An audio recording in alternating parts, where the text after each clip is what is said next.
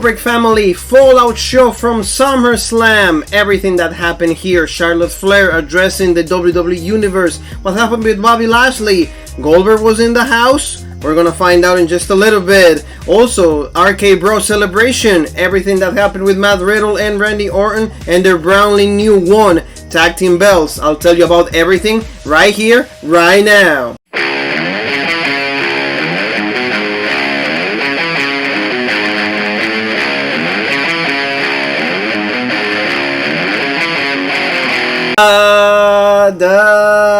You are watching the number one podcast in the whole entire YouTube wrestling community. Kwanzaa right here for you, family. One more time, welcome to an episode of Raw Break, and it's time to talk about Monday Night Raw. And you know, like this is, like I said, the follow show from SummerSlam. We're going to be dissecting everything that happened here. This show never gets better. It's always bad. And also, like, just going to start another week of professional wrestling. So thank you so very much for being with us one more time. Thank you for all the love that, like, you gave us throughout all this past week, because we had wrestling, you know, from top to bottom, from Monday all the way to, like, yesterday. So thank you so very much for all the views, for all the comments, for all the love that you give us on the social media waves. Don't forget to keep subscribing. Yeah, right here on YouTube, Facebook, TikTok, Instagram, Twitter. We're everywhere. So please, you know, keep doing so, family. Don't forget also, we had, like I said, SummerSlam review, you know, the return of Becky Lynch. Now she's the brand new SmackDown Women's Champion. Roman Reigns beating John Cena for the Universal Championship. And the return of Brock Lesnar. Everything. John Paul and I discussed every single thing about that pay-per-view. And yesterday we did NXT TakeOver 36. Samoa Joe, he came back and now he dethrones Karrion Kross. We're going to talk about Kross in just a little bit. And now he's the brand new NXT Champion. Ilya Dragunov winning the NXT UK Championship. Finally dethroning Walter after 800 and some days of being the champion of that brand. Everything right here in the show, so please just know, go on the archives, just in one of the videos right there. We have absolutely everything professional wrestling, AEW Rampage, the return of CM Punk. We have like emergence from Impact, so every single company, we have it for you. So thank you so very much, family. This Monday Night Raw from San Diego, California, you know, started out with MVP, Bobby Lashley, the Almighty, and MVP just addressing what happened in the match at SummerSlam with Bill Goldberg, saying that he took a chance. He wanted to prove one more time that he was like this icon, this legend, that this great wrestler that everybody loves. But it says the Almighty humbled him, put him down, and he couldn't even respond to the count, you know, like because he got like the leg injured and all of that. And also he was addressing Gage, Goldberg's son, and everything. And MVP said, hey Almighty, are you gonna like apologize to the kid? Almighty says, hell no. Do you really think that the WWE champion is gonna do that? Absolutely not. It's not gonna happen. So he says, no, it's not. I'm not gonna do that. But then we see Damian Priest, the brand new United States champion. He comes out. He just says, hey, you know what? I'm same size as you. How about we have a match? I don't like you, so let's do it. And Bobby Lashley was not in, you know, the in-ring attire, ready to fight. So that's why they start to go at it. But then the champ had to go and get changed. I didn't understand that part quite well, because I'm like, really? If he knows he's gonna have a match, wouldn't you be ready in your in-ring attire? That I don't know. And even they went to commercial break. He came out one more time. They played the music once again. So I don't know. You know, sometimes WWE, they write these shows week by week. So I guess the timing sometimes is not favorable for both of them. So the match, you know, started it, like they go at it, like pretty decent at the beginning, but of course there's always has to be some interference.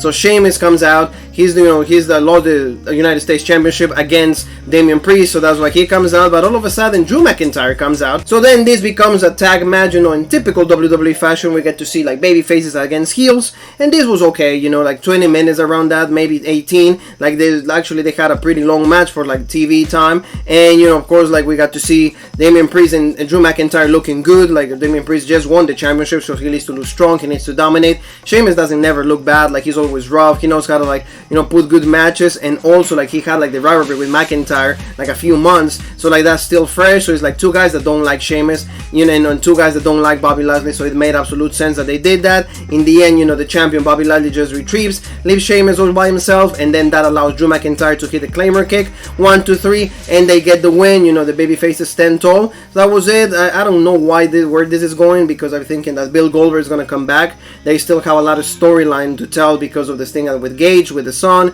So I think Extreme Rules is going to be Bobby Lashley and Goldberg one more time, unless they're saving that for the Survivor Series Night of Champions, and they want to have maybe something with Damian Priest, which I don't think so, just because it's like they won't do champion versus champion. They probably want to have somebody else that like go against that championship. But Drew McIntyre, at least he has a good showing, but like also he needs a better program. I'm thinking right now a pretty interesting program will be Karrion Kross, just because we're going to talk about him in just a little bit. So moving on, we get to hear from Doudrop. Remember what we saw in SummerSlam? Doudrop was actually turned against Eva Marie. That alliance is completely over, and she says that like she was given Doudrop the name, she actually likes it, she's going to run with it, and she's going to show Eva Marie who the real boss is right here. But then she gets attacked by Eva Marie. She actually like gets attacked with one of those cars, one of those caddies that they have in production, and then she just like lays flat, and Eva Marie says that's part of the evolution. So you see like these two girls are going to still feuding, now are actually against each other, which is good. I really hope that like Doudrop goes over though, because it, like if Eva Marie goes over in this feud, I'm going to be really pissed off, because Piper Niven does not deserve that.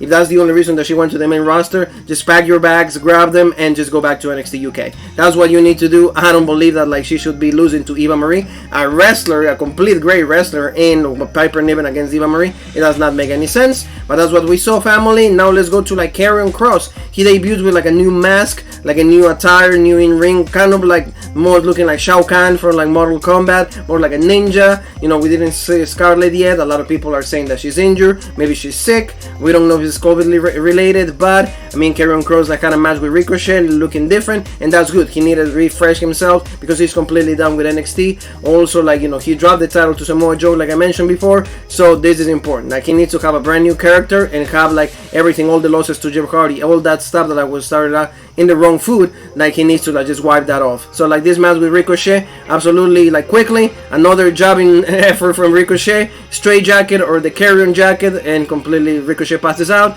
Karrion Kross wins, and now we're going to start to see the real building for Karrion Kross. Finally, no obligations with NXT, so now we're going to see what's the real future for Karrion Kross. I'm really looking for Scarlett to show up next to him, so then we can see, like I said, maybe a feud with Drew McIntyre will be good. Maybe at some point, maybe towards the end of the year, a feud with like the WWE champion, either like Bobby Lashley or whoever has the belt at that point. That would be interesting to see, so that was cool. Moving on, family, we have like segments that are absolutely useless. You know, they don't mean anything, just then that's why like people change the channel, because like the consistency of the show, you give like good stuff, maybe something that is promising, like the stuff with Karrion Kross, then you give Logan Paul, you see the Viking Raiders right there, it doesn't make any sense, I don't know why. And then you get to see like what happened, like the aftermath of like what happened with Sheamus and Bobby Lashley. Like Sheamus is like, why you leave me by myself, what's going on, what's wrong with you? Bobby Lashley said, hey, we were doing business, I didn't like how you were fighting, it's good, you know, you don't need to mess with me, I'm gonna hurt you and all of that.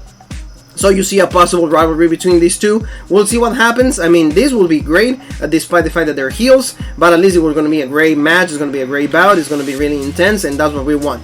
Sheamus is going to push Lashley to the limits, and I think Lashley will keep the title, because I do not see Sheamus becoming the WWE champion at this point in his career. Not because he's not good enough, he's great, but it's just like, you know, like he's held the goal for like a few times already, so I don't really see another reign for him. Only time will tell, but like you see that they're going to have a match later on, you know, next week. We're going to just confirm that in just a little bit. But now we're going to go to Moist TV. Yes, we do get another Moist TV episode. You know, this is boring again one more time, but at least we know the conclusion of it. You know what they did it. Logan Paul, like I said, was on hand. He was right there, like it was just mentioning how like his brother is gonna have a match in boxing. So like the Miz comes out also. He says, hey, I'm Logan Paul's #1 fan. He's my #1 fan, and you don't invite me to the show, John. So you see more cracks. You see like complete like, you know, animosity between John Morrison and the Miz. So they really go at it this time. You know, like the injury, the faking, all of those things. And they said, oh well, like the only reason you got Moist TV because it's just like you know, it's just like the Miz TV. It's just something that I gave to you. It's like I'm actually helping you because I'm giving you a show because you suck. You don't deserve to be here. So you see a lot of like animosity between the two. Then Xavier Woods will show up and he will have a match against the Miz. We don't know what Kofi Kingston is. He's probably having time with his family. He became a father one more time, so that's why like probably he requested some time off. That's why Xavier is fighting by himself. But before we do that, then they play a promo on Elias. Elias is finally buried his own character, like, you know, the guitar player, like the jobber. Every time that I come out, I'm having momentum. They're gonna like, you know, break like somebody else's entrance. They're gonna be a legend. legend, an icon. They're gonna interrupt me, and then they're gonna just like beat my ass, and that's it. No, Elias got tired of it, and they're gonna rebrand him, which is good. Like I said in the review before, in the last week, I said like he needs something different. So hopefully this turns out to be a new beginning and a successful beginning for Elias. That's cool. We're looking forward to see that. So like the match with the Miz, you know, we got to see this. It was pretty quickly. Now we've seen these matches before already. Like Xavier Woods is pretty good. He's a pretty good singles guy, and the Miz, you know, like he's coming back from the injury. He's alright. So the match was like, I don't want to say enjoyable, but it was just decent to the point. And then, you know, Xavier is not like rolling out the Miz one more time. The roll up in the WWE, you guys know that that's the most effective move. We say it day in and day out. So you know that this was not the main point here. The main point is that the Miz finally attacked John Morrison. He finally turns against his best friend. Even like Corey Graves was like, absolutely no, these guys are like the best tag team in the century, in this generation. No, don't do that. So finally he did that. Like they're no longer friends anymore. Skull crushing finale onto John Morrison, and then you see the Miz going full-fledged heel on him. This is great. You know, the Miz, when his heel is that one where he puts his best work. We've seen this in the feud with Daniel Bryan, you know, when he was champion with Cena. Every single time the feud with Roman Reigns with the Intercontinental Championship 2018, this is great. This is gonna produce good matches, and also is gonna elevate John Morrison to the top that where he needs to be, because every time that ever since he debuted, like he's been just lost in the shuffle in this stupid stuff that they have. So I'm really looking forward to see for this. Now we get to see Nikki ASH and Rhea Ripley. Nikki ASH is gonna have a match against Nia Jax and Shayna Baszler, and she just asked Rhea, hey, you want to be my partner? Hey, we had a good interactions with chemistry in the triple threat with Charlotte at SummerSlam. What do you say? And also we had a tag match last week, so can you join me this time? It's like, hey, you know what, I'm in the mood to like whoop somebody's ass. Let's do it. I'm in. So then we gotta move on now to like what it is, like the 24/7 championship. More interactions with Reggie. They actually trademarked his name, so like you see the WWE sees a lot of future in this guy. You know, he worked in a circus, that's why he's all like the flips. He's very agile, flexible, so that's why they played this stuff. He actually was right there. You get to see like an ice cream car, and you know he got some ice cream for like R-Truth for Akira Tozawa. It sucks to be Akira Tozawa, you know, one of the greatest cruiserweights. He got great matches. He was like the cruiserweight champion like at least twice, I remember, and now he just has to do this, fighting for a championship that nobody gives a damn. I mean, R-Truth is just like the funny stuff. You see him as a wrestler. They see him just like a funny act to complete the show. There you go, family. That's all I have to say on that one. So let's go now to Jinder Mahal, another guy that is lost. Comes back but doesn't even have a definite, you know, role in the show. Going against Mansoor, he's just going to actually turn out to be like disqualification, just because Mansoor is trying to find his rhythm, the groove. What is he going to do? You know, they're going to go to Crown Jewel. He's going to go back to Saudi Arabia, so that's why he's going to have a great match right there, a more prominent match. But like, you know, this turned out to be a disqualification because just Jinder wouldn't like listen to the referee. And then you got to see that like finally Mustafa Ali is going to be the one leading the team. It's like, finally we're going to do this my way, because in your way we're not really working out, so we gotta move this and let's have it like my way. You're gonna start listening to me from now on. So moving on, family, to the next segment, we got to see Drew McIntyre and Damian Priest. We already saw them. They actually won the match, so like they're gonna celebrate. You know, they said, hey, you know, I'm the champion, I'm really excited, I finally won the championship, we're in San Jose, you know, we're gonna celebrate, we're gonna party. And Drew McIntyre says, hey, I'm gonna teach you how to party, but you're gonna pay the first round. We're gonna go for our beers, you know, we're gonna have a great time, but like you're gonna pay the first one, and then I'm gonna show you. I hope you can keep up with me. So you see maybe like an alliance here, maybe a tag team for a few weeks, you know, till they actually find something for Drew to do. Damian Priest, he could actually be feuding with somebody else also. Maybe, you know, like John Morrison could be one. You know, maybe like another heel that they have. Maybe Keith Lee now there's a heel, or maybe just fighting for the championship. That will be cool to see. But we'll see what happens when we see something different right now. But when it comes to this night, it was just like these guys are gonna go party. So hey, I hope you guys have fun. You know, just take it easy, family.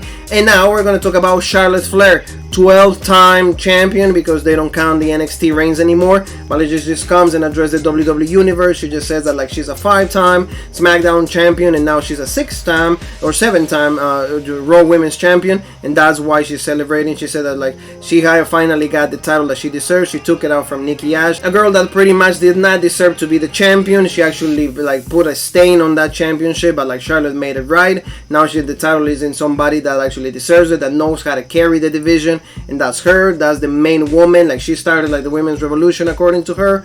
So she says that she puts every woman in notice in like SmackDown, in like Raw, in like every single division, that is like she's the champion, and she's gonna carry this division to new depths. and that's why she just raises the belt. She's really a kind of great, heel promo. She's actually dancing. She says that she looks herself at the mirror. She's all ripped. She sees Almas right there. Almas is also like celebrating that she's like the best woman in the WWE. So she just says, nobody can compare to me. I beat them all. I beat Asuka, Rhea Ripley, now Nikki ASH, everybody in both divisions. I'm the best. And now we get to see Alexa Bliss. So this is where the feud is going. This is not that great. I think that like these two have not produced great matches. They fought before in Survivor Series 2018.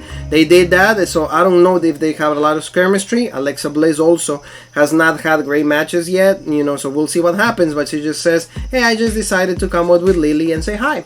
So that's what happens, and we're gonna see what happens in this feud. But I'm not really looking forward to this, just because like Charlotte is heel also. Alexa Bliss is like in between, but like the superpower thing, supernatural like gimmick, like storyline, and the supernatural like character that she has right now. I don't know like how good can this be for a feud with Charlotte, that actually she's a good wrestler. We'll see what happens if she becomes champion. I don't know how many people are gonna be happy.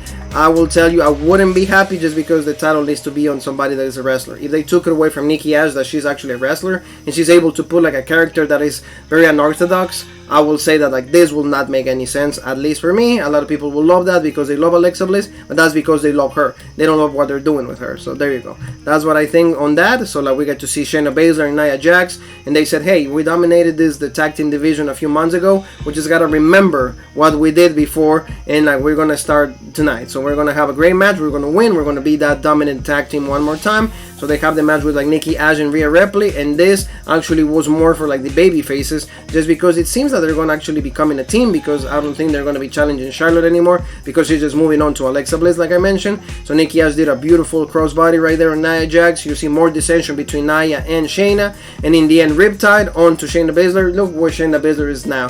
He goes from like one of the most dominant NXT champions of all time. She had a lot of like prominent like debuts. They never saw any future in her, and after the loss to Becky Lynch at WrestleMania, absolutely down. She's not a tag girl. Like, she should be fighting for the championship, maybe turn her baby face going against Charlotte. They didn't do that, so now we're going to see Nikki ASH and Rhea Ripley being a tag team. We'll see how long it lasts. We'll see how good it lasts, or like, because we know also that Shotzi and Tegan Knox are the number one contenders for Natalya and Tamina. So we'll see what happens on this, division. Right there, John Morrison, we get to see him like really mad. He just says, he's ready. Finally, you show me your true colors. Finally it happened. Finally you pulled the trigger. So we're gonna go at each other. So I won you next week. So they're gonna have a match, like I mentioned, like this best friends. Actually, they're gonna go at each other. This was needed. It was time. It was like a year and a half, almost 2 years that they've been a tag team. It's good that it's happening right now. Elias just becomes a farmer, as you guys can see. He's just like he goes from like this gimmick to like he's a farmer. We'll see what like the new character is actually, because I'm looking forward like a new resurgence for Elias. He wasn't a bad wrestler. He's actually pretty decent. He was always given like really bad storylines though. Like every time he got some kind of momentum, I think he would become like a Intercontinental Champion, United States. Always end up being somebody's lackey, or like I said, a legend would interrupt. So this is good for Elias. I'm happy. I want to see him winning. I want to see him like being a better like WWE superstar. So we'll see what happens. So let's go to like the RKO celebration. We got to see Matt Riddle.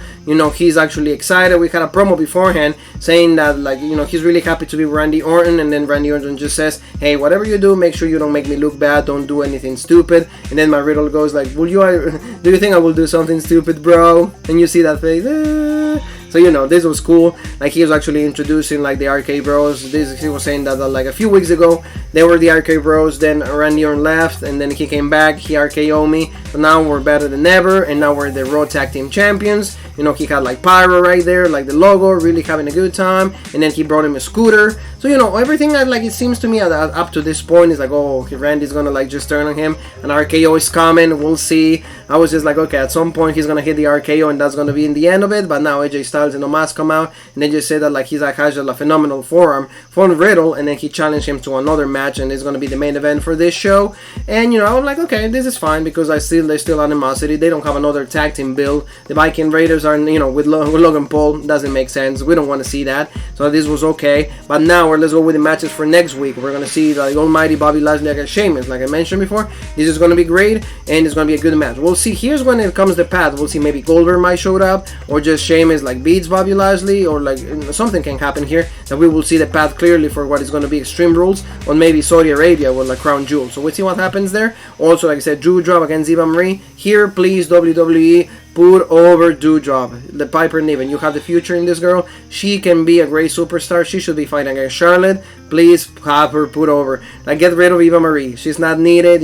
Save some money in that woman. Please do that. And now John Morrison against The Miz. John Morrison needs to get this win here because he has not been used at his potential, at its fullest that they can do with him. He has so many things to offer, like, to the WWE universe, but not being the lackey of The Miz. They've been attacked, they were champions. He needs to do something different. This is the beginning for good things for John Morrison. If they put him over, if they just job him, then you know what? Just go back to Impact. They need superstars. That's what they can do. But now let's talk about the match. And like we got to see like very similar match that we saw last week. Also when they fought, but like always intense. AJ Styles, Matt Riddle, great wrestlers, great chemistry, like I mentioned before. Like so, more of the same, really good spots and everything. The Cup Crasher right there, like it was about to like Matt Riddle was about to tap out, but in the end, Randy Orton like uses the scooter. He starts beating up Omos, so that causes distraction. That allows AJ Styles to get really distracted, and that allows also Matt Riddle to hit the Bro Derek.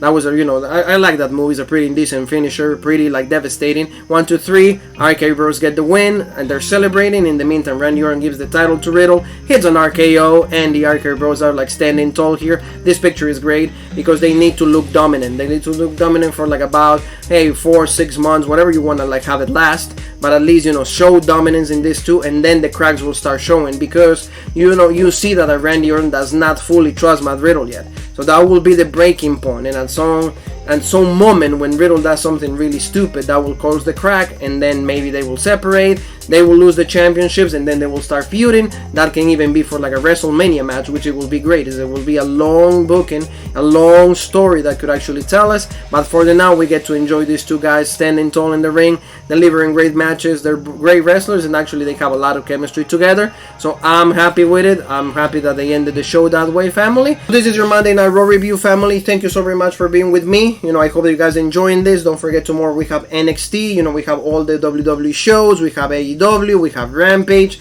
We have absolutely everything here. The only one thing that I ask that you guys can do for me, just please subscribe. Hit the bell for notifications. Also give the video a like so more people can be exposed to the original Raw Break. And, comment. Let us know what you guys think about the show. Alexa Bliss and Charlotte is good. We want Wolver back. We want also Brock Lesnar on Raw and on SmackDown. Tell me about everything. We can discuss. And we can just keep having these great conversations about professional wrestling. Don't forget to follow us also in the rest of the social media outlets that I mentioned before. And I say bye to you by saying,